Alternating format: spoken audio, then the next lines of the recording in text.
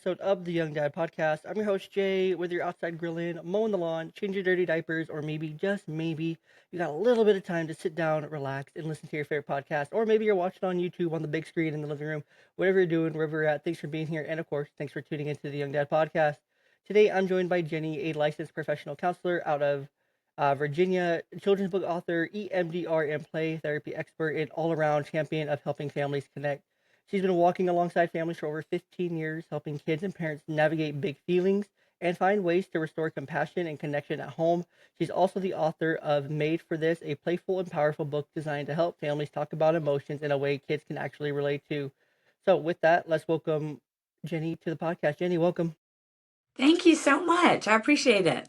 Of course, of course. And of course, before we jump in, I got to make sure my listeners make sure they grab their juice box, grab a snack, and let's jump in today. So, Jenny, go ahead and tell me a little bit about yourself, how you got into, counseling and kind of what you're doing, everything that you're doing now. What kind of led you into the field?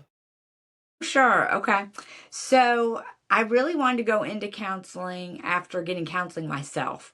So when I had been married about 5 years, I hit a roadblock and needed some professional help. And my therapist really saved my life, probably saved my marriage, just really helped me find some breakthroughs in a dark time. And so that led me to want to be a therapist. And then I really wanted to focus on kids and families. I think just because of my own life, I wanted kids, especially, to feel seen and supported. And that's what most therapists will tell you. They kind of found their way here on kind of a broken road sort of thing. Yeah, no, I love that. I think it takes a kind of person that wants to help people. Yeah, Someone that's been impacted that wants to also give back at the same time, right. because they want to help others the way that they've been helped. I think that's a lot of mental health professionals, including myself. I'm a mental health professional during the day as well, during my Yeah. 9 to 5. And I just love freeing mental health professionals up to say we're broken healers. Sometimes I think our culture puts counselors up on this pedestal, and we're really just broken healers. We've just kind of walked the road, and we're here to walk it with our clients and with our families. Exactly. No, I love that, and as I've always joked, but this is like every job. It's like I just show up. You show up, I show Mm, up. We hang out for a little bit, and then you go back to your life, you kind of thing, right? Like we do a lot of walking besides them. We do a lot of helping. We do a lot of supporting and whatnot. But we're only with them for an hour a week, right? There's a lot of right. life to live in all the Yeah. other hours of the week, and we're only there for an hour. But you Mm, can make a difference. But at the same time, like there's a lot that has to right. be done on your own, right? Right. There's a lot of self work that has to go in. There's a lot of work on the next steps that have to go into it as well. Yeah, it's funny you say show up because as I was thinking about talking to young dads, I wrote that down at the top of my page is show up. As best you can show up. Mm, On your tired days, what does showing up look like? When you're frustrated, what does showing up look like? But just as best you can show up for your kids and be there for them. yeah.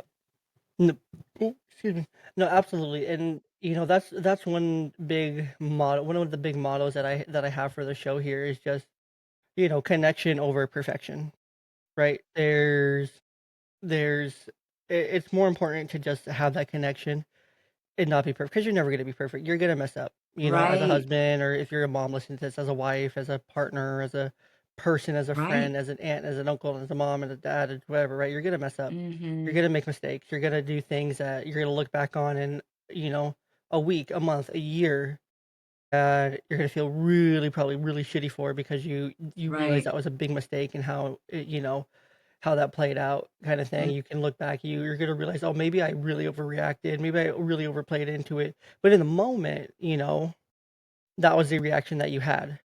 right, You couldn't process your own big emotions around that thing. right. You had a hard time with it. But then you're gonna look back so you're never gonna be perfect, right? But it's all about that connection that you have going forward, Absolutely. and Yeah. how you take that, and go forward. Right. And something you're bringing up is what I call rupture and repair.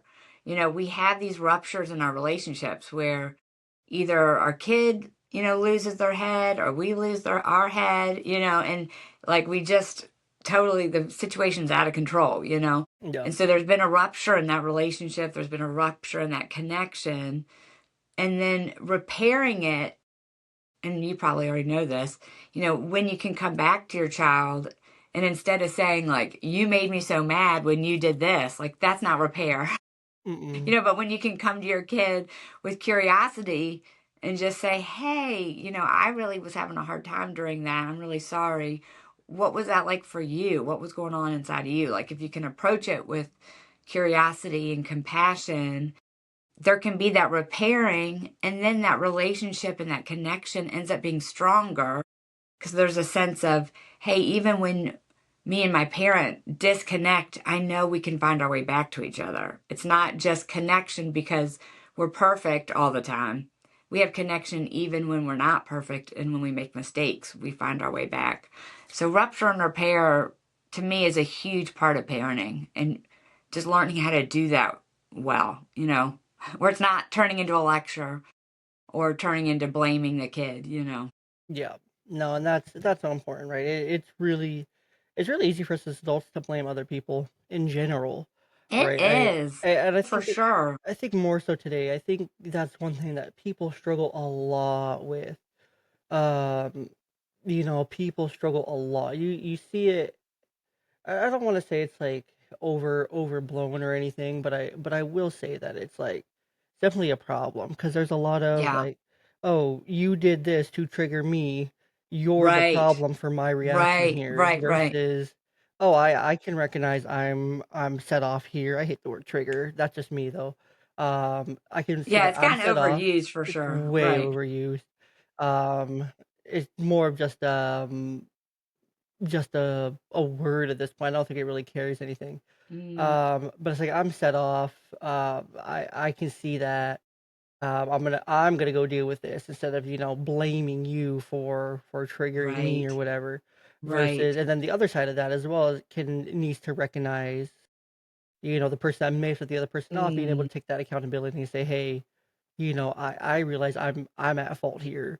That's my right. bad. So being able to sort of keep all this finger pointing, like you did this to me, Right. you did this to me. We got to point that at ourselves, and I think that's a lot of things that a lot of people just we just don't do because it's easier to blame, and it's hard to Yeah. blame kids too on this because we literally teach them to go in and tell teachers and point the finger at, oh, this person Right. did this or this person did this and this person did this kind of Right. thing versus you know all these Mm. other factors. So Yeah, kind of like a defensive posture rather than like an open connection, let's figure this out kind of yeah, thing. yeah, Yeah. yeah. So there's a lot Yeah, of so stuff. we kind of we use curiosity and compassion kind of as our litmus test. If Mhm. if if I'm finding myself wanting to blame, or if I find myself wanting to defend, then I know not coming at it from a way that's going to be helpful for anybody. So we just use the word curious and compassion a lot in terms of like, that's what I'm trying to get to. And if I'm not there, I probably need to be quiet until I can get there. Yeah, no, and being curious and compassionate, those are two very important things, right? And a lot of people, I'm not going to try to put everyone into one group here, right? But I think the average person has a hard time with like the curiosity, right? Because we all just want to be right, right? Yes, We all just sure, have this right. insatiable need to be right, for our Yes, point to be seen, for us to be heard, right. for us to be validated, Yeah, for us to be so like true. the main one that's like we're right, the other person's wrong. Like take my side, take Right, my side, take my side. Um, So then we lack the compassion to see both sides. We lack the right. compassion to see the other side. We lack the curiosity and the compassion to try to see the other side, to put ourselves in Yeah, the other person's shoes, to maybe try to, stop, to go through the stop acronym, stop, take a step back, observe, proceed. right. It's so good. And, to go back and, kind of step back and observe, what's actually going on in front of me. What Mhm. is the reality of the situation? Because obviously I'm charged up right now, but Right. how do I step back? How do I step Yeah. back and, try to remove myself a little bit from all this emotion because I'm charged up by this emotion. And usually when you're charged up by emotion, you're not thinking logically. You're not able to see other Right. perspectives. You're not able to see other sides. You're not able to understand kind of what's going on at all. Mm. I know. And for the dads who are listening who have toddlers, I love to use the phrase toddlering because I always Hmm. think of when my kids were learning how to walk, and, you know, it's such a messy process. There's so much falling, there's so much collapsing, but you see in that toddler that desire to keep going, and to figure it out and to work at it and to learn. And I feel like if we as adults could keep that kind of toddler mentality, that beginner mind, where we're approaching things like, okay, well, let me try again. It's okay that I fell 70 times, I let's try something different, and I love that in terms of just how we approach things, that having a beginner mind, not going into it thinking I have this all figured out, but thinking of it as like, I'm new to this. We're we're parents, we're born as parents when our kids are placed in our arms, and so day one of our parent life begins when they're in our life, and so Hmm. we are young parents for. And I feel like telling my kids that all the time, like, I've never parented a 17-year-old before, right? Like, I've never parented it's new for us. And just to kind of, again, just be open and authentic about, like, I'm here to learn with you and figure this out together. I don't have it all figured out. I don't have it all straight. Um, so I love that idea of like toddlering or a beginner's mind, just as we kind of approach things. Yeah, no, I have a toddler, and you're talking about. Well, she's 4. I don't know. She's technically a toddler still. My gosh, I love 4. That's such a fun age. It's an age, that's for sure. I think any other dad. I think if you've had a 4-year-old, you can relate to 4-year. It Yes. is very fun. But you mentioned toddlering around here. You know what else toddlers do a lot of, Jenny? They ask a lot of questions. Yes. A Yes, that's lot of true. questions. I think I saw a statistic that the average like toddler asks like 400 questions a day. Oh my goodness. And Right. Talk about being curious. yeah, so it wasn't a meme. It ended up being a meme. It's like you're not tired, or it's like the average toddler asks 400 questions a day. You're not tired because you didn't sleep well. You're tired from answering questions all day. Right. And I can relate to that because that girl, she asked questions about everything. It's like she's just it's a motor. It's like Oh, just what is she everything. into? Who knows? Who knows? It That's funny. changes so rapidly. She likes princesses right now. Some days it's That's awesome. SpongeBob, some days it's nothing, some days it's some games on her tablet and whatnot, and it just really depends on the day. Okay. Just kind of meet her where she's at, huh? Yeah. That's funny. Yeah.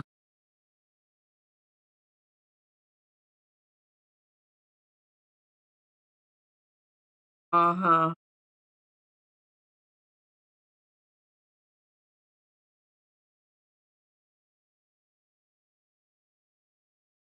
Yeah, I have a kid who does the same thing. I'm like, I don't know. How much, it's just constant like details and curiosity and Yeah. Well, details are fine because I like when I can, explain and go into a little bit more Mm. depth. Like with my older daughter, she's 8. I became a dad. Yeah, she's 8. And I like when I can go into a bit more detail and stuff like with her and Okay. talk to her like at a deeper level and really, get into like the nitty gritty of things. Oh, And that's yeah. my cat. My I cat see the decided, tail, the raccoon tail. That's yeah, cute. where's she? She decided to make an appearance. She used to come on the podcast all the time. Oh, Oops. Say hi, Blue. that's cute. Yeah, this is Blue. Oh, hi, Blue. Anyways, where were we? Cats got distracted. That's But okay. no, 4-year-olds they're a joy. They're an absolute joy. But kind of going back, it's important for us as the parent, as the adult, to where was I? Where do I want to go now? Yeah, where do you want to go? I don't know. The cat distracted me. Cat distracted. Oh, now she's playing with the ball. Let's see. You mentioned that the we became we were like born as parents when our kids were born, right? Mm, And so as our kids get older, we're learning how to parent at those different ages for the first time, right? right. And Totally. I feel Yes. bad for the oldest kids sometimes, like, especially my oldest, Oh, for because she's sure. got I'm the oldest, so I see it in myself. I'm like, oh wow, Yeah. I really was the guinea pig Mm-hmm. for a lot of things, Yeah. and I see how different my younger daughter is compared to my older daughter. Oh, for sure. Yeah. My second child, she's more just free spirit, a little bit more wild, Mm-hmm. a Mm-hmm. little Mine more too. a little bit more chaotic. Mm-hmm. Because I think after that first one, we kind of figure out, okay, maybe we were a little too much. Right. That They first really time do around. figure it out. They survive. It's going to be okay. Yeah, you don't freak out as much on them. Um, yeah, we just see kind of, and they're more loose. They're a little bit more free loving, free spirited. Yeah. I can remember when my youngest was like 2, and she was just like learning to walk and stuff or run. My older daughter, when she was learning, she would like when she would fall, she would like stop, she would cry, and it'd be this whole thing, right? My second daughter, when she was in that same phase, she would just fall down, she would go bonk and then get back up. Like this, Right. No big deal. yeah, she would run into a wall. She would walk into a wall and just go bonk and then Oh, that's carry so on. funny. The Yes. older one would, Yeah. oh my gosh, if she fell and had the tiniest of scratches, it's Right. everything, the crocodile tears and all the above. Yes. But Yes. Well, and they were parented differently. Like, we have to be real about that. Like, parenting your first, you parent so different because when your second comes, it's a different family. There's an older sibling. We have different things happening in our life. We've learned. I mean, each kid really does get a pretty different experience that's growing very up. true. That's very true. That's Um, so funny. and so their realities are a lot different. Yeah. And I don't think we really consider that too much as well. Yeah, I don't think we don't really keep that in mind a lot when raising our kids, right? We don't think of Yeah. like their reality being different from our reality and their Mm-hmm. perception of things being different from our perception of things, right? Yeah. Because they could take on a whole different perception and reality of things, and the way that they process the Mm-hmm. emotions could Mm-hmm. be, or the emotions that they feel in the situation could be totally Yeah. different than what we think that they're feeling or we think they should be feeling Yeah, or I anything love like that, that. Jay. Yeah, you're so right. I just think we have to, if we can give room for each other, in our different perspectives and our different ways of seeing things, it makes a huge difference. I wanted to talk too about like power struggles. Yeah, Working with families a lot, I've noticed like dads seem to be really good at noticing when like a line's been crossed, to say like, okay, this has gone too far. But a lot of dads I work with struggle not to just like come in and like take control and like shut it down. I don't know if you hear that kind of thing from your listeners or yeah, yeah. I like think how to it's handle that. Yeah, I think some of that also where it comes from is just kind of like how much men have been like demasculized like in society to where they're not allowed to do that anymore, right? Because if they do it, they're toxic. If they do it, they're bad. If they do it, they're abusive. Right. If Called a they raise narcissist or something. Right. all that, and that is such the wrong term to use. It is. I Because know. trust I me, get so, yeah. I was married to one, Mm. my first marriage, and I know how it is. Uh, really, really well. Wow. Been there, done that. Um, and I have a good friend of mine that I talk to about this stuff all the time. Her name's Padita Jafari. Her and what's his name? His Instagram handle is male victims of narcissistic abuse. Oh, I think his name is interesting. John, and they host a podcast called the Narc Pod or the Okay. Narcissistic Abuse Recovery Channel. So Narc, um, which works out. So they nailed it there. But it's a narc pod. So they just talk about narcissistic abuse, how to spot it. The guy, I think his name's John. I think he was in a narcissistic marriage for like 20 plus years. Padita was in a narcissistic marriage for years on end. Wow. I've had Padita on a couple of times now on the podcast to talk about narcissism, being married to a narcissist. We talked about being Okay. married to like a narcissistic hoarder. So if you want to actually know what that's all about, go and check out Padita's work, the Narcissistic Abuse Recovery Channel, and then also go and check Okay. out those episodes that I've done with Padita as well to the listeners. If you actually think you're with a narcissist, then go and do some research, because this is some stuff Yeah. coming from professionals in the field. When you can take that word professional for what you want. But he is a lawyer. John has Yeah. extensive, credentialing and all this stuff. I'm a mental health clinician, so you can take it for what you will, to the listener. But no, these words get thrown around and these They phrases, do. and so men feel demasculinized in their own home Right. because they've been Right. demasculinized their whole life. Right. Yeah. Yeah. And that was really part of my heart coming on this podcast is really just wanting to affirm dads in the value they bring and the perspective they bring, that there is a difference in a man and a woman's brain and how we're wired. I mean, there just is. You Hmm. can look at MRIs and see that there's differences. Girls can go from left to right to left to right really quick. And so sometimes that can make it very confusing in here. Hmm.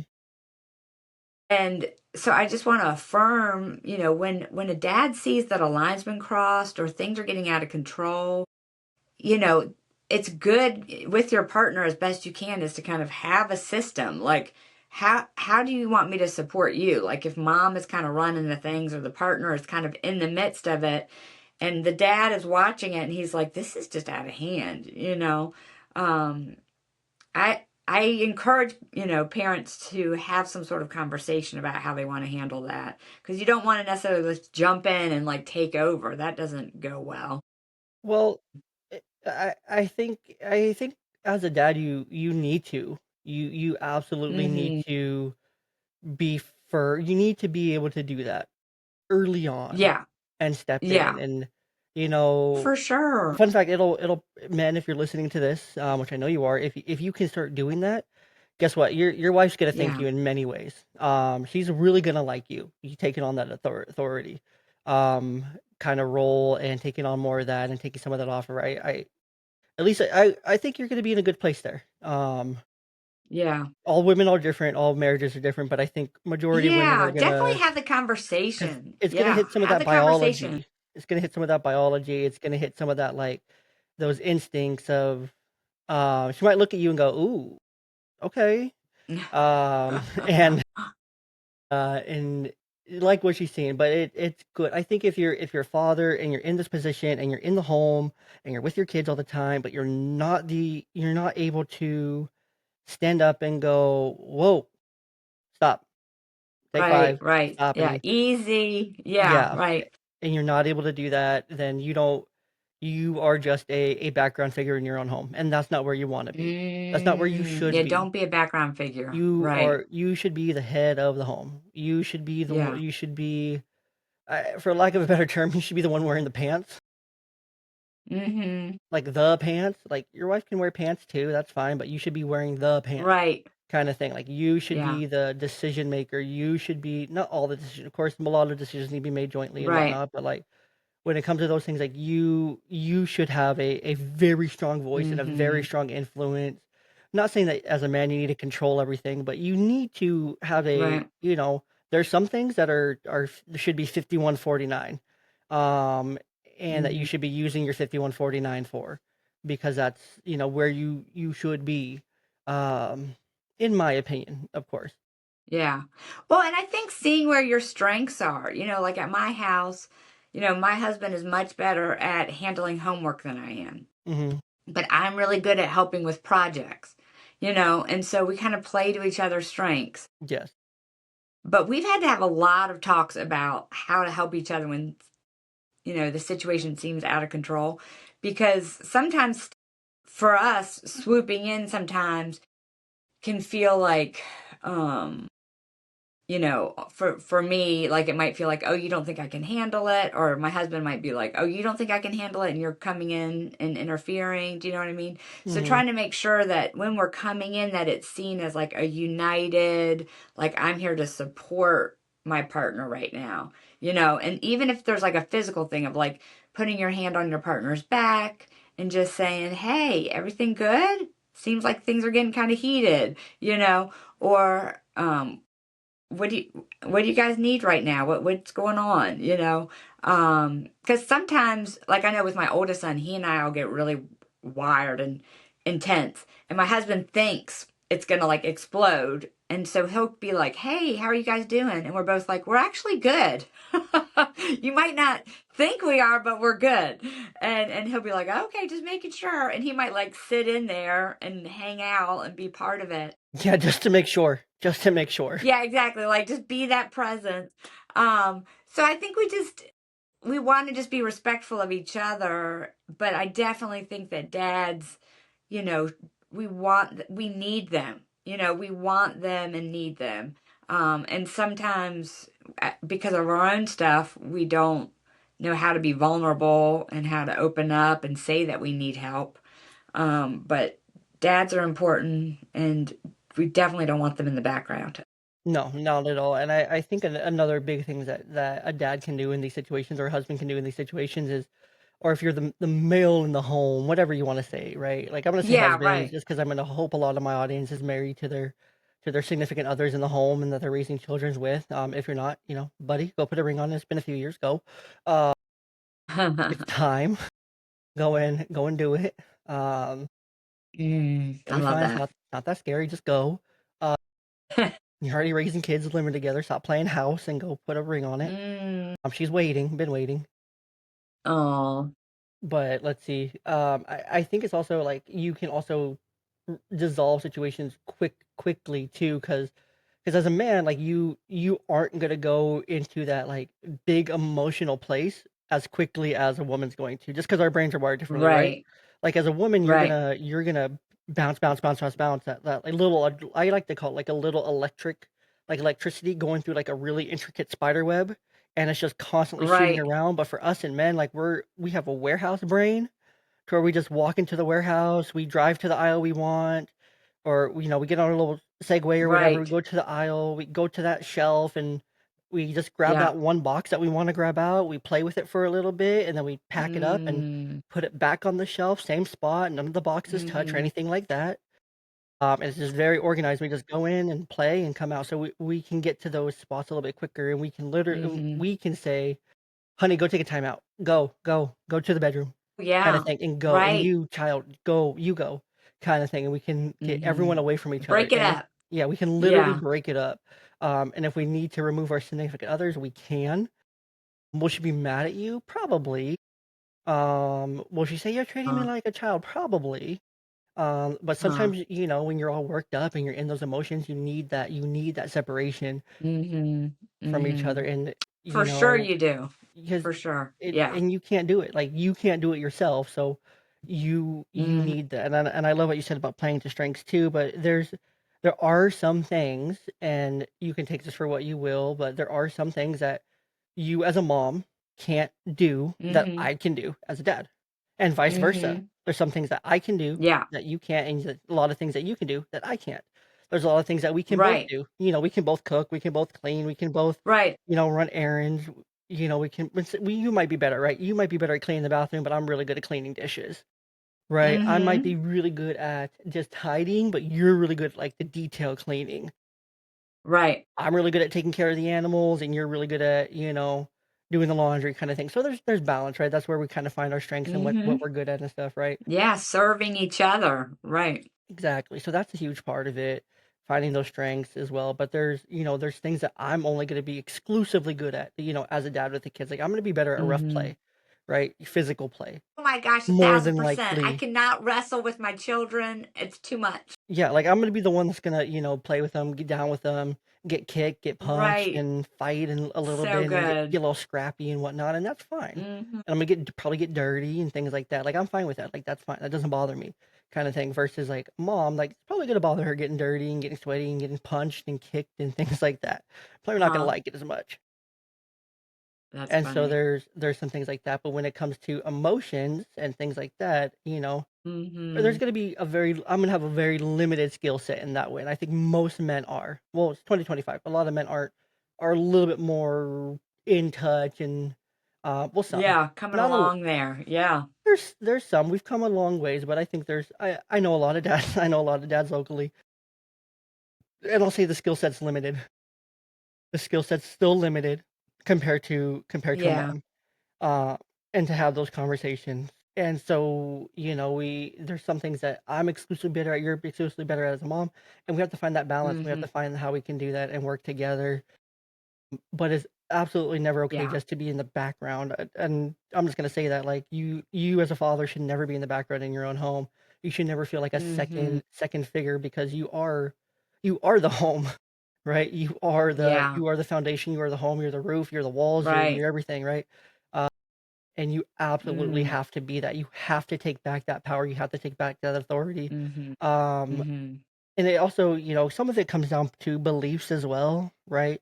If Mhm. you're religious, if you're Christian or believe in like a Christian type of religion, whether you're Methodist, Yeah. Baptist, or anything like that, and you believe in the Bible and whatnot, like, that's your role in the home biblically, is to be that, like, Mhm. head of the home, leader of the home, authoritarian. Not, I hate the word. I'm not trying to say like authoritarian, but you need to be the authority in the home, right? Mhm. You're the law, kind of thing. Yeah. Obviously, the Well, law is God's law it's in the funny you Bible, say but that. Did you see James Dobson died yesterday? Did you see that? I don't know who that is. I might know who that is if I saw a Okay. picture. Yeah, he's a physician with Focus on the Family. He started Focus on the Family where it was just trying to help families be healthy, and he's a Christian guy. But one of the things he said that I loved when I was first a parent is he said, you think about when a cop pulls you over, they don't yell at you, hopefully, they don't make a big scene, like, because they have the authority in that situation Yeah. No, to they're give you your calm ticket and and hope, they know that they have the right? power. Exactly. And that really helped me because I think a lot of parents, me included, thought I had to yell, or threaten, some consequence in order to have authority. But if we truly believe and understand our role as a parent, that we're the adult, that we're capable of leading our family through this moment, I don't have to go to this like yelling power struggle level because I know and believe it in my heart that I'm capable and equipped for this moment. And so I just love that idea of standing in that authority. You're able to actually be open because it's Mhm. true authority rather than some like false authority or false power where that's when I have to be Yeah. really defensive, right? Um, so I always loved that uh, kind of metaphor from him. Just you don't have to turn it into some big "you're gonna" kind of thing.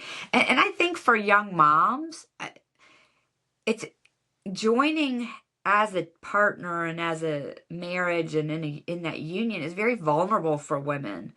Especially if they've had daddy issues of any kind.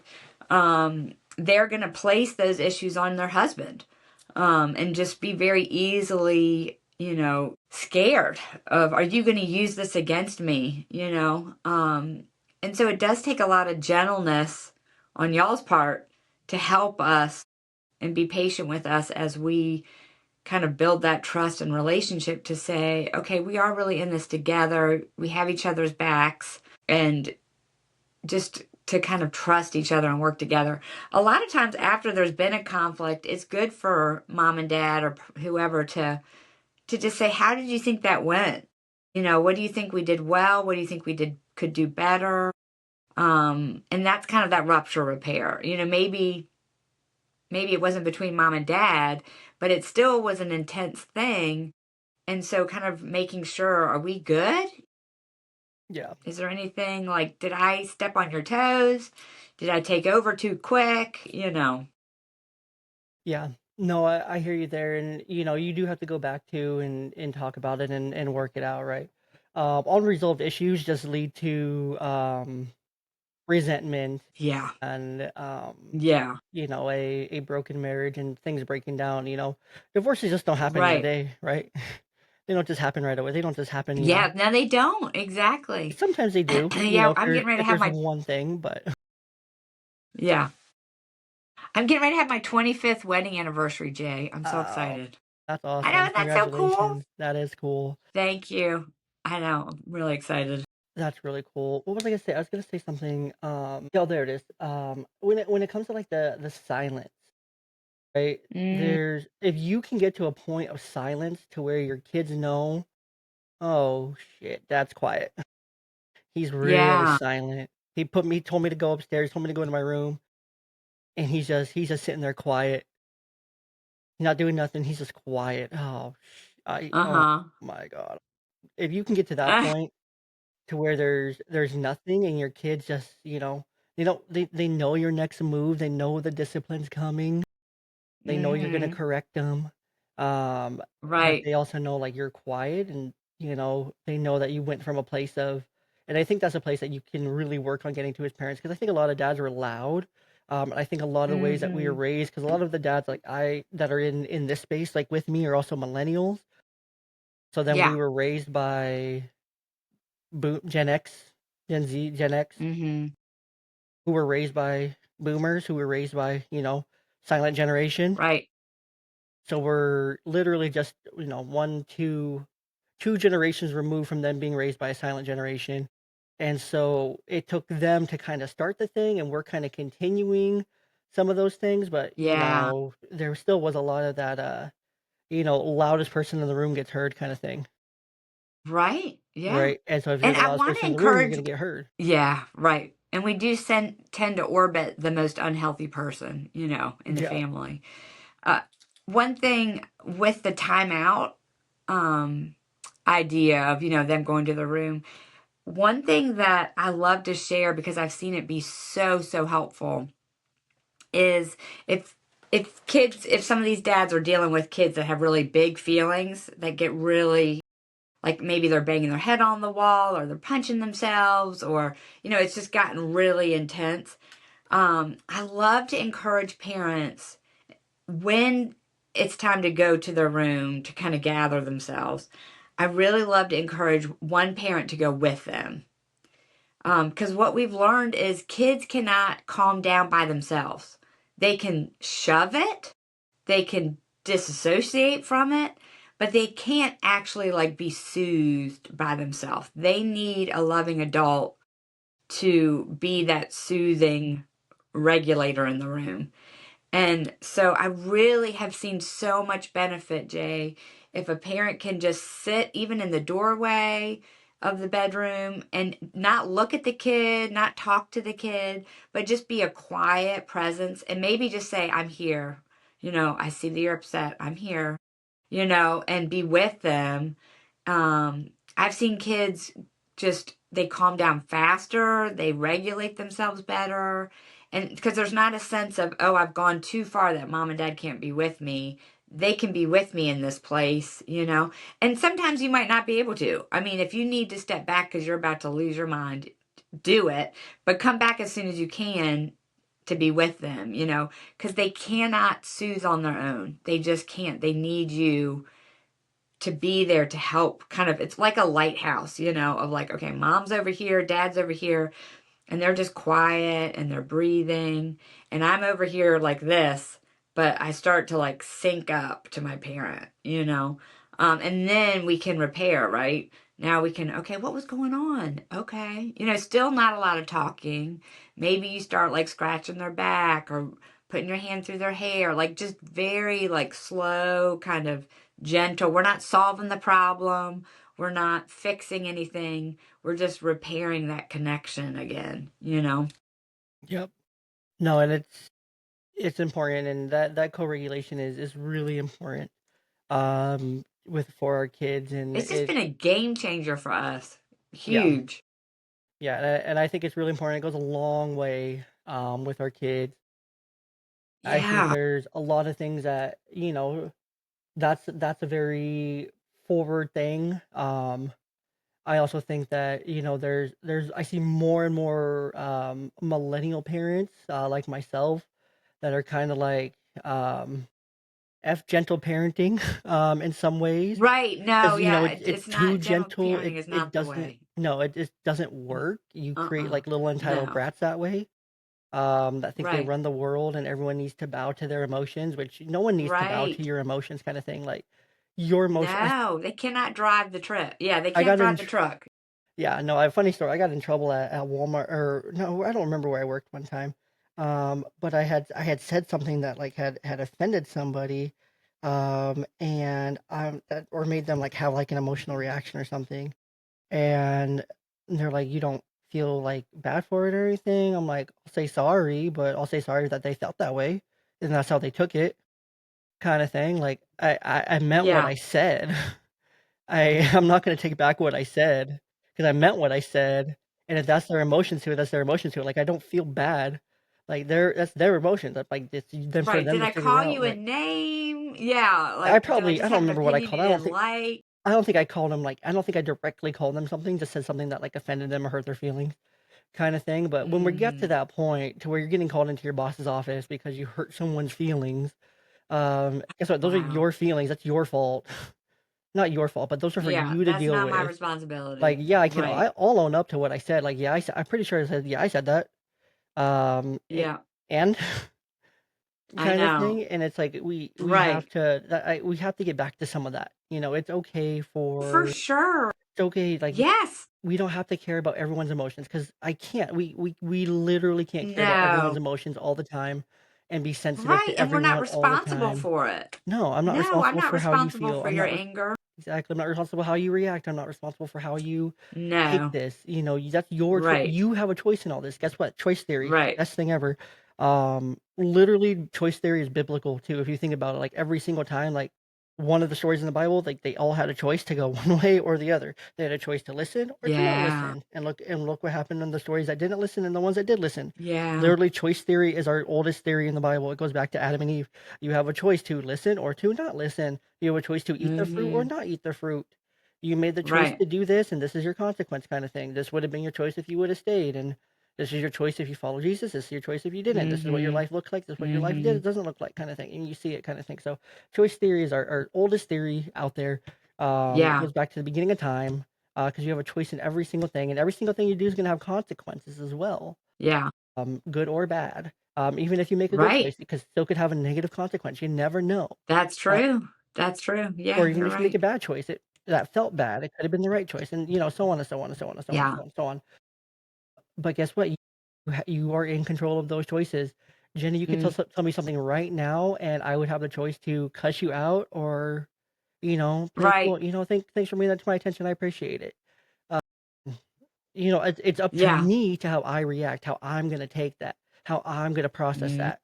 Am I gonna take the Yeah. feedback as feedback, or am I gonna take it and get mad and say, "Well, because Yeah. our natural reaction, kinda going back to the beginning, is like, "Well, Jenny, Right. well, you." Right. If I get like that. Yeah, Yeah. it's like, "Oh, shoot, yeah, I didn't realize that, my bad." And one thing I have been amazed with working with kids is that there is, and as a Christian, like I believe this, like there is that desire to grow and learn, and if we give them that space for it. I think sometimes we've put too many limits and rules on kids, and because we're like, well, don't do this and don't do that, and this bad thing might happen, and this bad thing might happen. And my uncle always says safety second. It's like my favorite saying. And it's this idea of if we can give kids some room to explore their world and explore what's going on, it's a lot less of us having to set rules and interrupt than we think. If we kind of back off and let them grow and move and explore, it amazes me. Like I'll have kids in my office who I don't want to read, I hate reading, or they have all these things, and if I tried to make them read a book, they would just throw it across the room. But if they bring a game that they want to play and we don't know the directions, they'll read all the directions. You know what I mean? And it's just interesting to me that we don't have to always like set this rule in place, but trusting that God's put inside them this desire to grow. And yes, of course, we have a desire to, meet our own needs and be selfish and all that too, which that's not where we want to go. But there is still that beautiful, like authentic self, that God image inside of them that we can nourish and feed and help them, like, oh, you did it, I saw you go for that challenge, you worked so hard, and strengthen that rather than like, I'm going to make all these decisions for you about what's the right thing and the safe thing and the this, and then they never develop that within themselves. No, 100%. But We anyway, we I think have to give millennials are our doing great at parenting, by the way. yeah, we definitely are. We definitely are doing a great job. Yeah, y'all are. You're doing But great. I agree. We have to give our kids that room to fail. We have to give them that room to possibly get hurt. Yes. We have to give them that room Yes. to Come on, Jay. possibly scrape their knee and to fall and to Right. to cry a little bit and make a Yeah. mistake. We can't just, protect them Right. from every single thing. Mm-mm. It's like, okay, just let them go. Let them. Like Yeah. we're in a Really let them control fail. It's like we're okay. in a controlled Yeah. environment. Where it's like set up an environment that's controlled, but then Yeah. kind of just let them go. Right. Obviously, like, Right. supervise them and whatnot. Just, kinda just let them. If you're at a park, you're in a controlled environment, like, a lot of our actually, it's really cool, a lot of our newer parks here in Washington, are getting redone because we had this new, like, law happen, to where they're Okay. now putting fences around the parks with, like, Nice. gates and Okay. stuff because there was, like, a law and, like, a big lawsuit and, whatever, Okay. Washington State kinda Kind stuff. of contains them a little Yeah, bit. it Yeah. contains the park itself, so your kids can't just, like, bolt Okay. off or run into Yeah. get snatched up as easily kinda thing. There's Right. a barrier in place. But if you Mm. can put them in, like, a controlled environment like that, then, Right. just let them do it. Or if you're at a pool or something, let them jump in. Right. If they Yeah. fall, they slip, Yeah. they get hurt, then, oh, Right. well, swimming's over for now. Right. Deal with it if it Right. comes up, if it Yeah. happens, it happens. If it doesn't, it's probably not gonna happen. Right. So just let them have Yeah. some freedom, Let let them them have some find their space. break and their gas, right? Like, ooh, I Yeah, need to slow down. Like, it's not always gonna be mom or dad saying slow down. Like, I can notice that I yep, need to let slow them get down, yelled at by a lifeguard for running. Right. Let them get whistled at, let Or them yeah, get let the teacher or the grade or the whatever consequence be the thing. It doesn't have to be yeah, all from us all ki the you don't gotta time. protect them Yeah. from everything. It's better if you let Right. them figure it out, and then you're there to help Yes. clean it up Yes. after, Yeah. run damage Yeah. control after that. That's what my 17-year-old just said to me. He said, he's getting ready to be 18. And he said, looking back so far, us allowing him to make some of the mistakes that he made really have like shifted his thinking in terms of like, oh, I don't want to go down that road. That's not where I want to go. And so instead of us being so strict, we gave him enough room where he could make that choice for himself. And that's scary as a parent, to give them that. But you've got to think at some point they're going to be out there on their own and it's not going to be me managing their life. So we have to start giving that away to them. But it's amazing to me, like, to watch him and the mistakes he made, and it's making me feel so much more confident if he goes to college or goes to work because I know that's real for him now. What he believes and what he wants to do and the choices he wants to make. It's not because of me putting it on him. Yep. But No, absolutely, and that's the it felt hard like a failure at the moment. right? But in long term, like, you're right, it's gonna feel like a failure in the moment, it's gonna feel like you're doing something It wrong, does. it's gonna feel uncomfortable, it's Hmm. gonna feel like, "Ugh, is this what I'm supposed to be doing? This doesn't feel Your right." kid did that? I'm like, yeah. Yeah, so Hmm. your kid did things too. Yeah. Right. Guess what? This is messy, messy living. Yeah. Yeah, it's great. Well, Jenny, this has been great. Let's close this thing out. Let's enter to the Okay. dad zone, and then we'll wrap this thing up. So, we've had a fun conversation today. I wouldn't say it's too heavy, but the dad zone just keeps the fun going, or keeps it, or gets the fun back into the conversation a little bit. So it's just a fun wrap up that I like to do. The listeners say it's their Okay. favorite part of the whole conversation. Someone Okay. said I will skip all the rest of the conversation and I will just listen to the dad zone, which I'm fine with because I put it at the end for a reason, so I still get like the numbers. So thank you for doing that. For those who skip to the dad zone, I appreciate you. First question here, Jenny: does a pineapple go on pizza? Yes. Yes, interesting. Okay.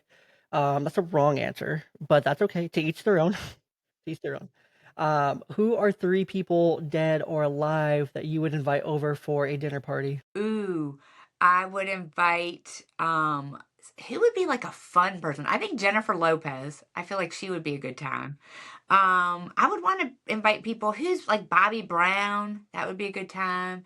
I want people who are gonna like sing and dance and we're gonna have a good time. Who else would be fun? Who else? Maybe I can't get my grandpa. He passed away, so if he could come, he would bring the party too. I love that. And then, what is your guilty pleasure food? Apple fritters. Oh, ooh, those are good. Do It's love like them. 20 grams of fat. Yeah, Oh, it's a lot. bring it on. What is, and then last question in the dad zone here. What is one piece of advice that you would offer to a young parent, mom or dad, probably just a mom from your experience here, that's just starting out their parenting journey and they're about 18 to 22 years old? Ooh, one piece of advice. Honestly, it would be go outside with your kids and leave your phone in the house. Love that. Love that. Mhm. That's simple, short, sweet, simple to the point. I love it. But yeah, I can see that that'll give you a lot more. You got to connect with them, be outside, and enjoy that time. Saw a thing Yeah, you'll feel yesterday. better as a parent. Oh, Yeah, absolutely. I saw a thing yesterday. Like by the time our kids reach age 12, we spent about 75% of the time we're gonna spend with them in their lives. I know. It's By age so 12, sad. it flies. It flies. It truly flies. So don't take it for granted. It's okay to put the phone down for a little bit. Notifications are still going to be there. Right, and you don't need to take a picture of everything. Like, just go No, be with them. it's okay just to have the pictures for yourself. It's okay just to have those memories for Right. yourself. Yes. So, well, Jenny, this has been a great conversation. I really appreciate it. I really appreciate you, Okay. um, showing up for me, showing up for listeners, and just a really fun conversation. I do just want to share this as well for the listeners that are interested in more Well, of your thank work. you. You can find your book Made for This, Activity Sheets for Kids, and ongoing tools for parents and families here at MissJennyBooks.com. Mhm. So they're all right here, contact info, everything like that, social media. So lots Yes, of really thanks, good stuff Jay. there. And then, of course, Jenny, thank you again for joining me today. Thank you for sharing your wisdom and, of course, your heart as well. To all our listeners, remember connection matters more than perfection. Keep showing up, keep learning, keep loving your kids Mhm. through the big feelings. Don't forget to like, share, subscribe, and leave a review. It really helps myself and this community continue to grow. And until next time, this has been the Young Dad Podcast with your host, Jay, and we'll catch you next time.